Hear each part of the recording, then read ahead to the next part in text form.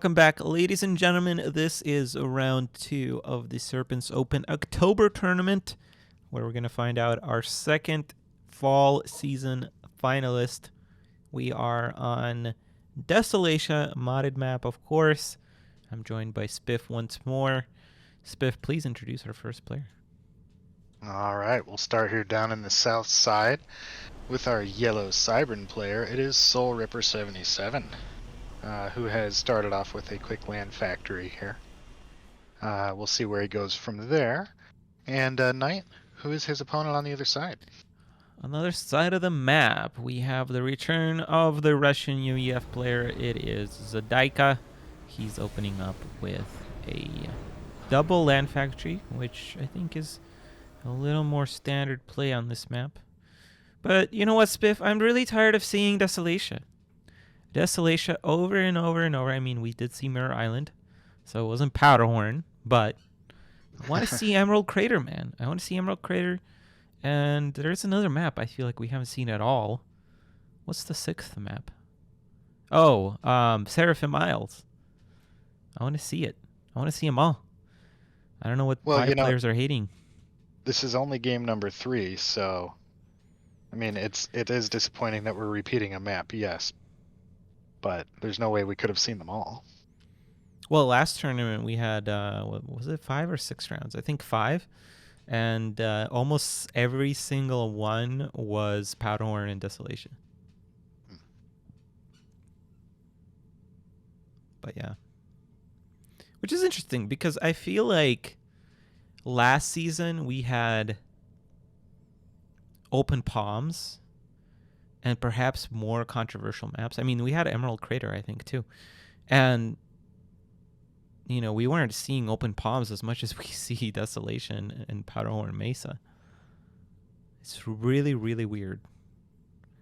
I don't know, maybe players aren't practicing enough on those other maps anymore, but, I mean, this is a modded map, so I don't know. I don't know either. Although this is an interesting move that I don't believe I've seen before. Zadayka sent 2 engineers up to the platform. It's really confusing having Zadayka not in yellow.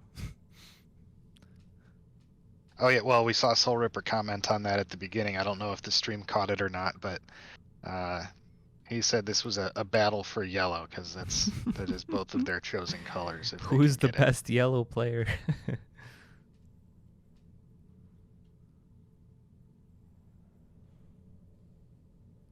You know, I was warming up Soulripper. Well, I can't say I was warming him up, but I played a game with him before the tournament. He didn't seem like his normal self, but let's see how he does here. If he beats Zadayka, that's definitely an impressive feat, no matter how much Zadayka has been playing. I feel like he's always good. Well, Soulripper's off to a good start getting these bots into the onto the platform here, taking out 1, definitely 2, maybe. Oh yeah, he's gonna get more. Oh yeah, and he shut down the flank on the right. I think he heard me, Spiff. I think he heard me say that, and he's like, "Nope, I'm gonna show Nite that I am the baddest of them all." And taking game 1 in under 5 minutes, ladies and gentlemen. The other side of the spectrum on Desolation. We saw some crazy things today. But we're going to go to game 2. It's not going to be Mirror Island, but you'll see the map in just a moment. Welcome back, everybody, to round 2 of our October Serpent's Open. This is Spiff joining Night of Misfortune, and we're bringing you game 2 of this matchup on QAI Labs. And I'll throw it over to Nite to introduce our first player. All right, on the left-hand side, spawning in the white color this time, we have our Cybern commander with the name of Soulripper 77, the important part there. And he's throwing down a research station. What the heck is this madness? What's his opponent up to, Spiff? All right, on the other side of the map, spawning in this time as the yellow UEF commander, it is Zadayka. And he's put down a quick air factory and had a second one queued up there for a second. I don't know if he's going to go for that or not. To answer your question though, for on Soulripper side, what is this? My guess would be it's the Amayoba build. Oh yeah, I keep forgetting there's a land factory out. Oh, genius, brilliant. I love it. I haven't seen this in a while, but this is really strong. I was just about to say, Kai Labs is a much different map than what we've seen so far in this tournament. And experimentals are huge on this game, absolutely huge. And I mean, there's a research station from Zadayka too, but well, I don't know. What do you like more? I feel like Pad Boys are actually better than Megaliths on this map. Um, Or ACs. That would be nice too. I don't know. Honestly, I don't think that it matters all that much in this instance because of the difference in the openings. 2 land factories for the Cybern is pretty cheap. Cybern land units are pretty cheap. UEF air factories are not as cheap, and air units are not as cheap as land units for Cybern. So I think that at the end of the day, Soulripper's going to get there first. Yeah. I don't know. We'll see. There are bombers coming out. So I feel like this is the correct play from Zadayka, but there isn't really anything other than that. He is not expanding forward, which might actually be a good idea, but the problem is there's not enough mass elsewhere.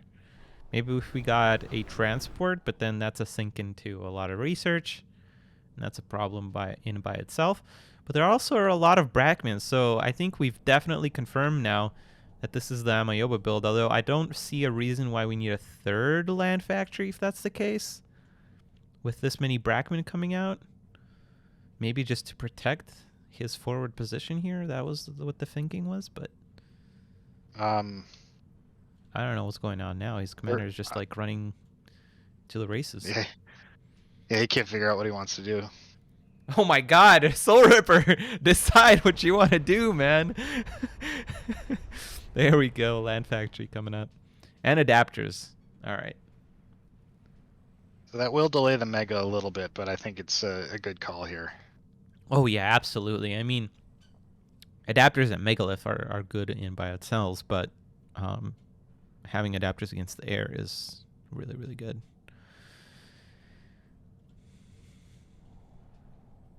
I don't necessarily like the assist on the land production though. I think we could be moving those engineers forward right now. At least one of them. Yeah. I don't know. I think on this map you have to keep one engineer back just in case you need to rebuild, but chances are it's going to get focused down anyway. Yeah, and there's not enough anti-air here. Like, what are we going to do here? Oh, just enough bombers. How many bombers was that? I didn't think that was 16. It's hard to tell because they're so bunched up. Well, it looks like Soulripper's just going to push this instead of waiting for a Mega. Yeah, I don't actually dislike that against air. Especially against a player that didn't expand forward quickly enough. I actually don't like that because, I mean, what is the Mega going to accomplish here that you can't do with a push? I think a lot of players do get locked into this idea of, you know, this map is great for a Mega.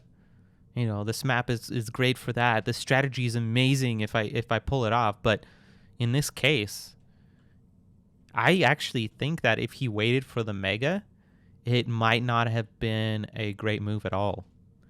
Because, well, maybe now that there's a land factory, which is not really good for Zadayka, but, you know, if he got a third air factory and he got a lot of bombers and or maybe gunships, I don't think going Mega would be that great and waiting for it when you're up like this, essentially. I don't know, that's just my train of thought. Yeah, I think I think you make a valid point.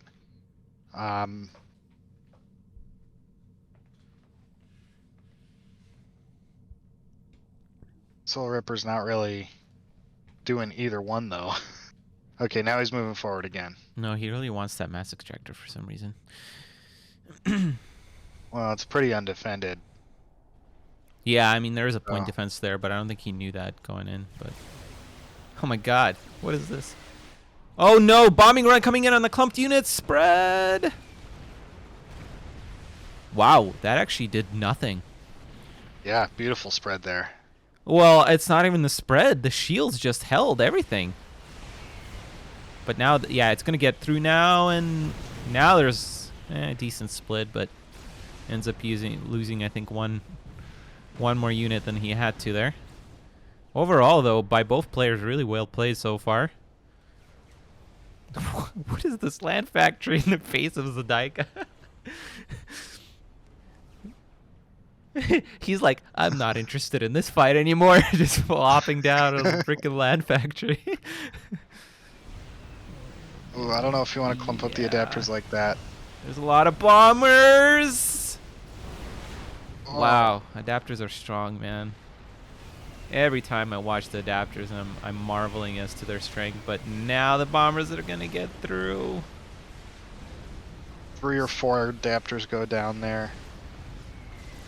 What is this? He started building one point defense, and then I guess he It got messed killed. it up. Oh, it got killed. Hey guys, by the way, in chat, my settings in Subcom got reset, and I'm not sure if the volume of the game is too loud when I zoom in. Let me know if it's too loud and I can fix it. I suspect it might be.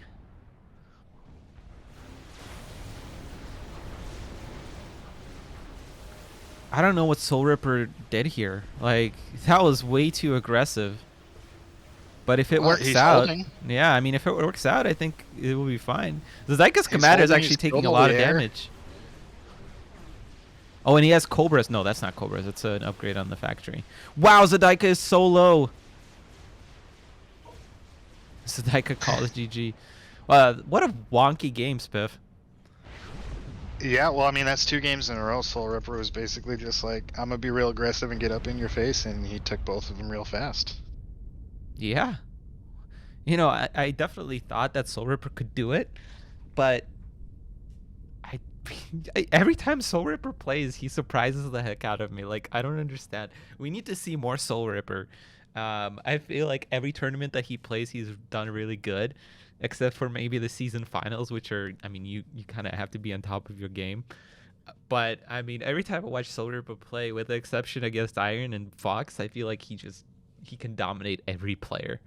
But anyway, it'll be really interesting to see. I think Soulripper is actually in the lead now in this tournament, and he's in a really good spot to win it all. With only 2 rounds remaining, he already beat, well, I guess first round he played HVK, but Zadayka was definitely one of the top competitors for this tournament. So we'll see how this tournament goes on.